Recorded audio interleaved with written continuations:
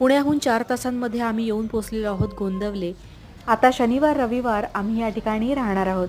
आम्हाला इथे आल्याबरोबरच इतकं छान, प्रसन्न आणि माहेरी आल्यासारखं वाटतं ना, की मी तुम्हाला ते शब्दात सांगूच शकत नाही. हे बघा आम्हाला ही रूम मिळालेली आहे.